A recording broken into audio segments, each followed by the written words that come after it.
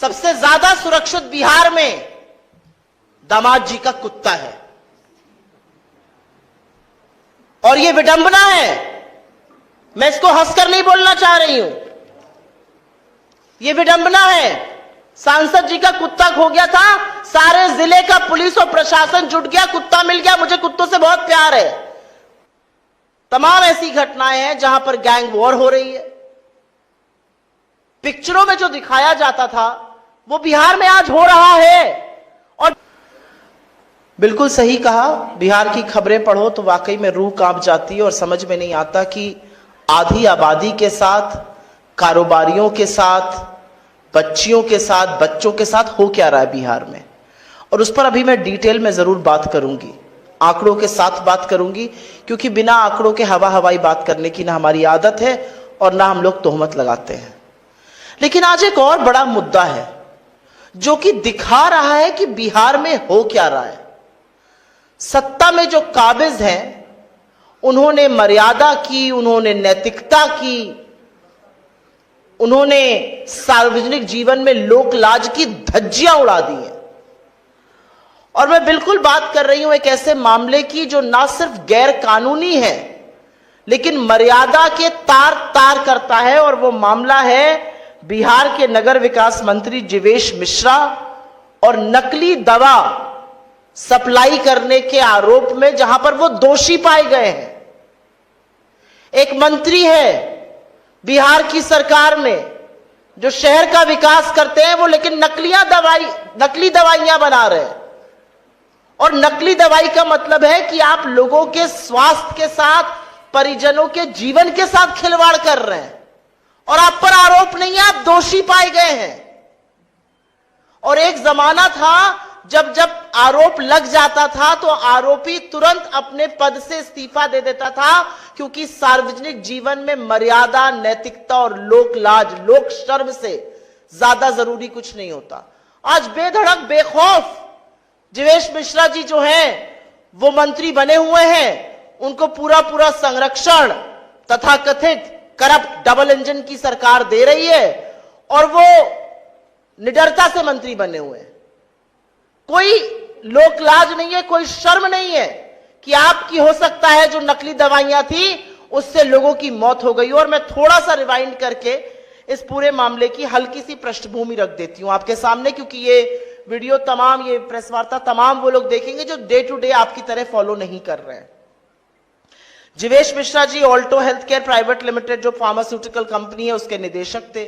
राजस्थान में drug inspection में पाया गया कि उनकी टैबलेट सिप्रोलिन 500 नकली है, वो गुणवत्ताओं पे खरी नहीं उतर पाई और इसके चलते वो और उनकी कंपनी दोषी पाई गई।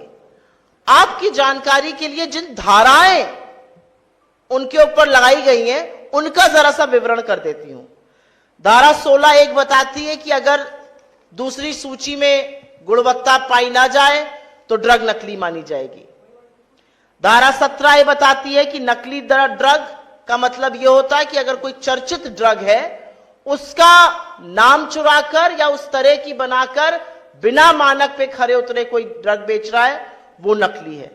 धारा 18 बताती है कि निर्माण और बिक्री पर रोक कैसे होती है। कोई भी व्यक्ति ऐसी दवा नहीं बेच सकता जिसकी गुणवत्ता ठीक ना हो, जो नकली हो या जो गलत ब्रांडिंग से बेची जा रही हो। और इन सब पर वो दोषी पाए जा रहे हैं।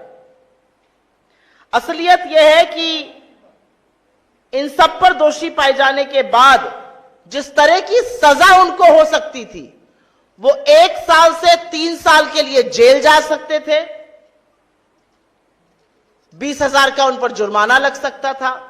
अन्य धाराओं में वो 3 महीने से 1 साल तक जेल जा सकते थे, वहां पर भी आर्थिक जुर्माना था। जानकारी नहीं देने पर अलग से सजा है, रिकॉर्ड ना देकर जानकारी छुपाने पर 1 साल की जेल या 1 लाख तक का जुर्माना है। लेकिन क्या हुआ? नीतीश बाबू के मंत्री, नरेंद्र मोदी जी के चहेते एक ऐसे व्यक्ति का क्या हुआ? क्या उनको सजा मिली?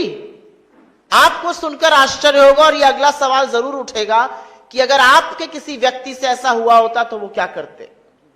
राजस्थान की अदालत ने जीवेश मिश्रा सहित 9 लोगों को दोषी ठहराया और अदालत ने उन्हें जेल भेजने के बजाय प्रोबेशन ऑफ ऑफेंडर्स एक्ट 1958 के अंतर्गत एक प्रोबेशन ऑफिसर उनके ऊपर रख दिया। कोई निगरानी करेगा उनकी। सुधार की संभावना जब होती है तो जेल नहीं भेजा जाता, एक व्यक्ति उनकी निगरानी करेगा।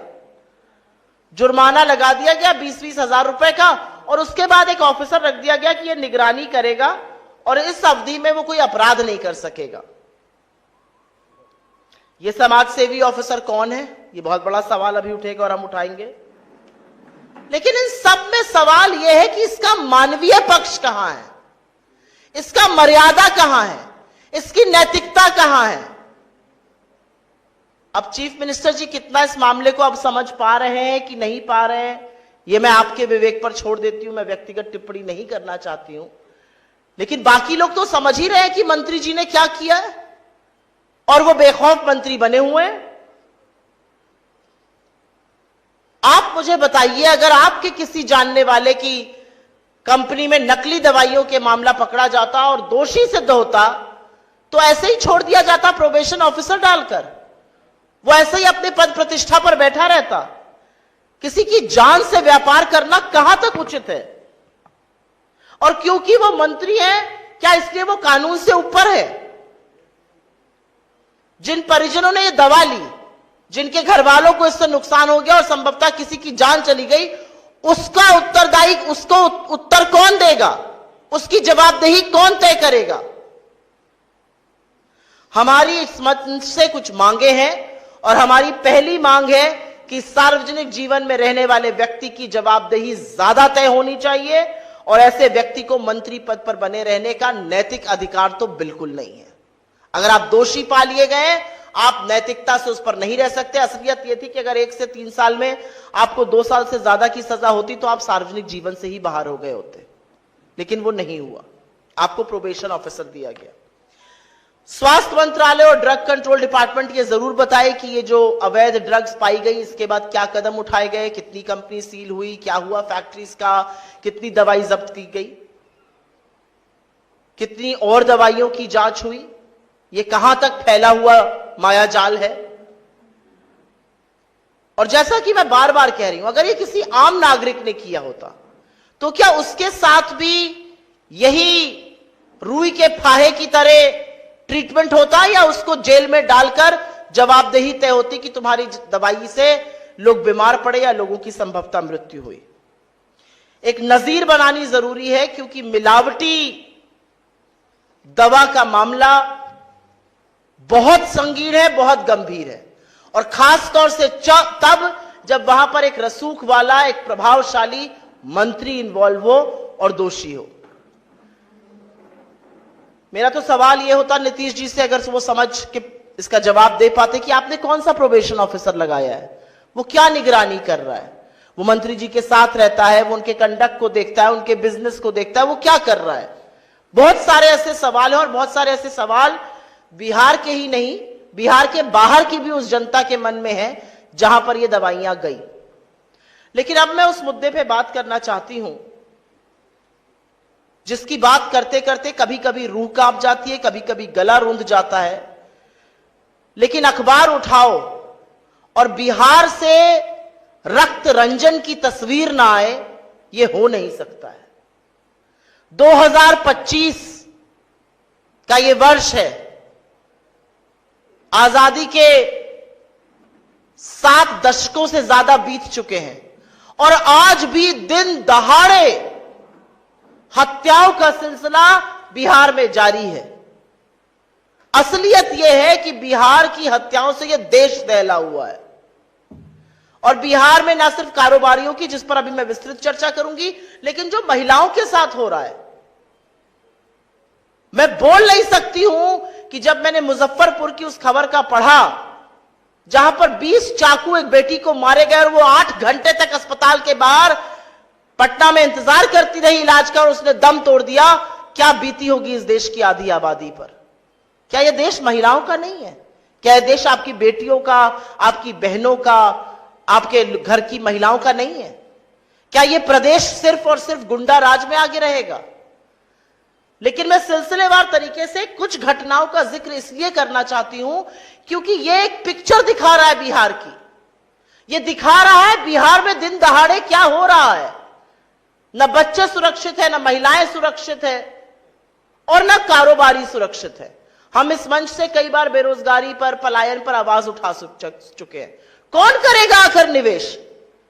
जो नौकरी बनाने वाले लोग हैं, जो धंधा पानी करने वाले लोग हैं, अगर उन कारोबारियों को चुन चुन के मारा जाएगा और सरकार हाथ पर हाथ धरे बैठी रहेगी और दिन दहाड़े बिहार में रक्त रंजन होगा, लहूलुहान होंगी यहां की सड़कें, तो कौन आकर करेगा निवेश बिहार में? कल की खबर, बालू के कारोबारी रमाकांत यादव जी, उनके घर पर उनकी गोली मारकर हत्या कर दी गई। इसके पहले उनकी भाई की हत्या कर दी गई थी। गोपाल खेमका जी, इस केस ने दुनिया भर में यह तस्वीर पहुंचाई है कि बिहार में कानून व्यवस्था पूरी तरह से दम तोड़ चुकी है। मगध अस्पताल के मालिक, जिस तरह से उनकी गोली मारकर हत्या हुई और उससे पहले उनके बेटे की हुई थी। अंजनी सिंह जी, पटना के जमीनी कारोबारी, उनकी जिस तरह से रात में बदमाशों ने गोली मार के हत्या कर दी और हाईटेक हथियार लेकर अपराधी चल रहे हैं। कोई चेक करने वाला नहीं है बिहार में। कहां से आ रहे हैं अपराध? कौन सप्लाई कर रहा है? बिहार के हर व्यक्ति को लाइन में लगा दिया है। अपना प्रमाण पत्र दिखाओ, अपनी पहचान दिखाओ, अपनी नागरिकता सिद्ध करो। लेकिन अपराधी बेधड़क है, अपराधी बेखौफ है। अपराधियों के पास हथियार कहां से आ रहे हैं यह पता ही नहीं है। रजी अहमद उर्फ नन्नू मियां, मालेगांव के रहने वाले जमीन कारोबारी, उनकी हत्या। विनय गुप्ता जी, किराना व्यवसायी, नवगछिया बाजार में उनकी गोली मारकर हत्या। रमेश चंद्रा जी, मार्च में मुजफ्फरपुर में मिट्टी के कारोबारी, उनकी गोली मारकर हत्या कर दी गई। संजय अग्रवाल जी, नामी ज्वेलर थे, उनकी दर्दनाक मौत हुई क्योंकि गोलियों से उनको भून दिया गया था। सुरभि, जो एशिया अस्पताल की संचालिका थी, उनके चेंबर में घुसकर उनको गोली मारी गई। विनोद मेहता, भागलपुर के जो कपड़ा कारोबारी थे, उनकी नृशंस हत्या हुई। और ADG law and order, Bihar का जो सर्वोच्च पद पे बैठे हुए पुलिस आला कमान है, उनके सामने पटना में बोरिंग कैनाल में दिन दहाड़े 8 राउंड फायरिंग के होते हैं और पटना की सरकार, बिहार की सरकार सुई टपक सन्नाटा, कोई कुछ कहने वाला ही नहीं है। इस तरह से अपराध है, इस तरह से रक्त रंजन है, इस तरह से लहू बहाया जा रहा है, कोई कहने वाला नहीं है। एक दिन नहीं बीतता है जब बिहार के अखबार में किसी बच्ची का रेप, किसी बच्ची की हत्या, किसी छोटे बच्चों के साथ कुकर्म सामने नहीं आते। और ये मैं नहीं बोल रही हूं, ये मोदी जी कह रहे हैं बिहार के मामले में, क्योंकि ये मोदी सरकार की एनसीआरबी के आंकड़े कोट कर रही हूं आपको। ये कांग्रेस दफ्तर में रिसर्च के आंकड़े नहीं है, ये केंद्र की एजेंसी एनसीआरबी के आंकड़े हैं और वो पूरी तरह से साफ है कि 2006 से 2022 के बीच में बिहार में क्या हुआ है। 2022 से लेकर 2022 के बीच में 323% वृद्धि हुई है अपराध के मामलों में। इसका संज्ञान कौन लेगा? इसका जवाब कौन देगा? सुशासन बाबू का जो ओढ़े रहते थे, उस पर कौन जवाब देगा? बिहार राज्य उत्तर प्रदेश के बाद हत्या के मामलों में दूसरे नंबर पर है। हत्या की कोशिश के मामले में बिहार पूरे देश में दूसरे नंबर पे है। बिहार में हत्या, बलात्कार, अपहरण, फिरौती, डकैती के मामले 200% से ज्यादा बढ़े हैं। महिला अपराध, और इसके बारे में भी मैंने चर्चा की थी, 336% की वृद्धि हुई है इस दौरान। और इनमें से 1,17,000 से ज्यादा मामले आज भी अदालतों में लंबित हैं। महिलाओं का सम्मान खोखले दावों से नहीं होता है, उनको सुरक्षित रखकर होता है। महिला अपहरण में 1000% से ज्यादा की वृद्धि। बच्चों के विरुद्ध अपराध में करीब 62,000 से ज्यादा बच्चे कुकर्म और दुष्कर्म का शिकार हुए। दलित उत्पीड़न के मामले में बिहार इस देश में नंबर 2 पर है। तो ना आप महिलाओं को सुरक्षित रख पा रहे हैं, ना बच्चों को रख पा रहे हैं, ना कारोबारियों को रख पा रहे हैं, ना दलित, पिछड़े, आदिवासियों को सुरक्षित रख पा रहे हैं। आप सुरक्षित किसको रख रहे हैं? आपके राज्य में सबसे सुरक्षित वो जघन्य अपराधी है जो आपके साथ मिलकर ये कर रहा है, आपके संरक्षण के चलते ये कर रहा है। लंबी एक फहरिस्त है, चाहे वो बक्सर की घटना हो, सहरसा की हो, पटना की हो, नालंदा की हो, आरा की हो, तमाम ऐसी घटनाएं, चाहे वो बेतिया हो, कटिहार हो, मुंगेर हो, जहां पर महिलाओं के साथ अपराध हुआ, जहां पर कारोबारियों के साथ अपराध हुआ, जहां पर दिन दहाड़े हत्याएं हुई, लेकिन आज भी आरोपी, आज भी जो लोग जिन्होंने इसको अंजाम दिया वो फरार है। 2-4 शूटर को पकड़कर सरकार अपनी पीठ थपथपाती है। ये साजिश कौन रच रहा है, इनके पीछे कितने बड़े बड़े अपराधी खड़े हैं, उनसे कोई सारोकार नहीं है। मैंने बच्चियों के साथ मुजफ्फरपुर की चर्चा की थी। छपरा, बेतिया, सीतामढ़ी, बगहा, अररिया, मुरेर का कौन सी ऐसी जगह है जहां पर महिलाएं सुरक्षित है? तमाम ऐसी घटनाएं हैं जहां पर गैंग वॉर हो रही है। पिक्चरों में जो दिखाया जाता था वो बिहार में आज हो रहा है, और बिहार की सरकार को मानो कोई फर्क ही नहीं पड़ता है। बिल्कुल जमीनी हकीकत से बिहार की सरकार उखड़ी हुई है, कोई लेना देना नहीं है। बहुत संघर्षों के बाद शांति आई थी, और आज बिहार में न महिला सुरक्षित है, न बच्चे सुरक्षित है, न दलित सुरक्षित है, न कारोबारी सुरक्षित है। तो सुरक्षित है कौन? सबसे ज्यादा सुरक्षित बिहार में दामाद जी का कुत्ता है, और यह विडंबना है। मैं इसको हंसकर नहीं बोलना चाह रही हूं, यह विडंबना है। सांसद जी का कुत्ता खो गया था, सारे जिले का पुलिस और प्रशासन जुट गया, कुत्ता मिल गया। मुझे कुत्तों से बहुत प्यार है, खुशी हुई मिल गया, लेकिन इसी तल्लीनता से, इसी प्रतिबद्धता से काश आप बिहार के बच्चों को, बिहार की महिलाओं को, बिहार के युवाओं को, बिहार के कारोबारियों को बचा पाते। मुझे कोई आपत्ति नहीं है, कुत्ता मिल गया, अच्छी बात है, लेकिन सारा प्रशासन जुट गया तो कुत्ता मिल गया। क्या प्रशासन कारोबारियों के लिए नहीं है? क्या प्रशासन महिलाओं के लिए नहीं है? क्या प्रशासन बच्चों के लिए नहीं है? किसके लिए चल रही है यह सरकार? यह सरकार कुछ दामादों के लिए चल रही है जिनकी आयोगों में भर्ती है, जिनके कुत्ते खो जाते हैं। यह सरकार उनके लिए चल रही है जो कि लगातार अपराध कर रहे हैं, उनको संरक्षण मिल रहा है, वो दूसरा अपराध करते हैं, क्योंकि सरकार शूटर को पकड़कर अपनी पीठ थपथपाती है। अभी जब मैं बोल रही हूं तो मुझे यह संज्ञान में ला रहे हैं कि आज बीती हुई रात को पटना में किराना कारोबारी की गोली मारकर हत्या कर दी गई। पटना बिहार की राजधानी है, और पटना की सड़कों पर गोलियां ऐसे चल रही हैं जैसे बच्चे कॉल ऑफ ड्यूटी गेम खेल रहे हो वीडियो पे।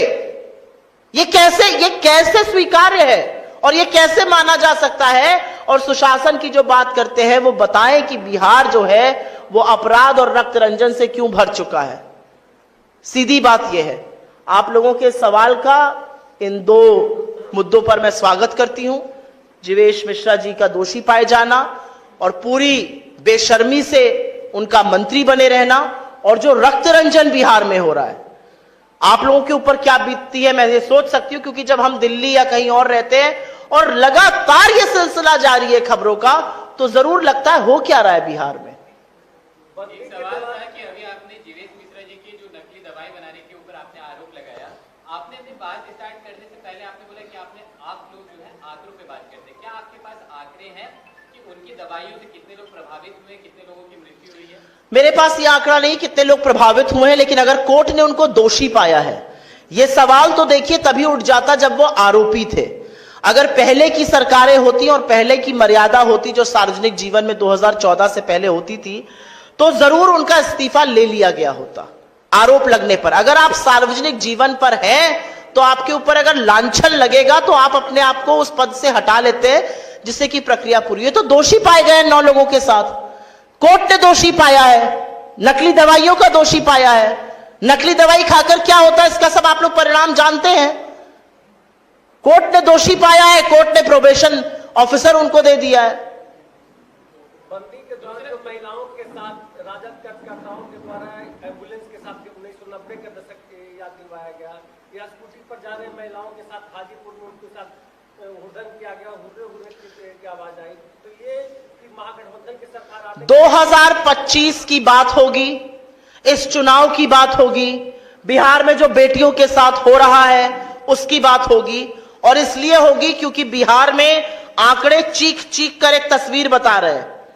बिहार में महिला अपराध के जो आंकड़े हैं उसमें कुल 2,21,729 महिलाएं जघन्य अपराध की भेंट चढ़ी हैं। अदालत में जो मामले लंबित हैं वो 98% है। मेरा अपना मानना है कहीं पर भी महिला हो, उनकी रैली में हो, हमारी रैली में हो, सड़क पे हो, संस्था में काम करती हो, महिला सुरक्षा सर्वप्रथम है, उसको प्रायोरिटी बनानी चाहिए। मेरी सार्वजनिक जीवन में हर कार्यकर्ता से, हर व्यक्ति से अपील है, देश की आधी आबादी को सुरक्षित बनाने का काम सिर्फ आधी आबादी नहीं कर सकती है, आपको भी उतना ही करना पड़ेगा। अगर कोई ऐसी घटनाएं हुई हैं तो बिल्कुल गलत है, नहीं होनी चाहिए, लेकिन आंकड़े जो बिहार की तस्वीर बता रहे हैं, और सवाल सत्ता से पूछना हम कब शुरू करेंगे? जब सत्ता से सवाल पूछो तो प्रत्युत्तर जरूर आता है, जवाबदेही तय नहीं होती है। सत्ता आपके पास है, संसाधन आपके पास है, पुलिस आपके पास है, प्रशासन आपके पास है, अस्पताल आप चला रहे हैं और बेटियां 8-8 घंटे अस्पताल के बाहर दम तोड़ रही हैं। प्रशासन और पुलिस आपके पास है, दामाद जी का कुत्ता ढूंढ लिया जाएगा, लेकिन बेटी को न्याय नहीं मिलता है। इसलिए सत्ता से सवाल, जब चुनाव के मुहाने पर आज हम आए हैं तो सत्ता को कटघरे में खड़ा करके सवाल पूछना जरूरी है। आपने बेटी की बात कह रही है, मुजफ्फरपुर वाली जो पीड़िता थी, लेकिन एक समय था जब शुरुआत में कांग्रेस उस आवाज को काफी ज्यादा बुलंद की थी, लेकिन अब धीरे धीरे कांग्रेस भी शांत हो गई। मुझे नहीं लगता हम शांत हो गए। मुझे लगता है कि दो पहलू होते हैं किसी भी चीज के। किसी भी पीड़ित परिवार को आप सिर्फ पीड़ित परिवार बनाकर उसके बारे में चर्चा नहीं करते हैं। जो संवेदनशील लोग होते हैं वो ये भी समझते हैं कि वो पीड़ित परिवार, उसमें पिता है, उसमें मां है, उसमें भाई है, उसमें संभवतः और बहनें होंगी, वो कितनी दहशत में हैं ये समझना भी जरूरी है। और संवेदनशीलता से हो सकता है बात थोड़ी धीमे स्वर में की जाती हो, लेकिन ये बहुत बड़ी बात है।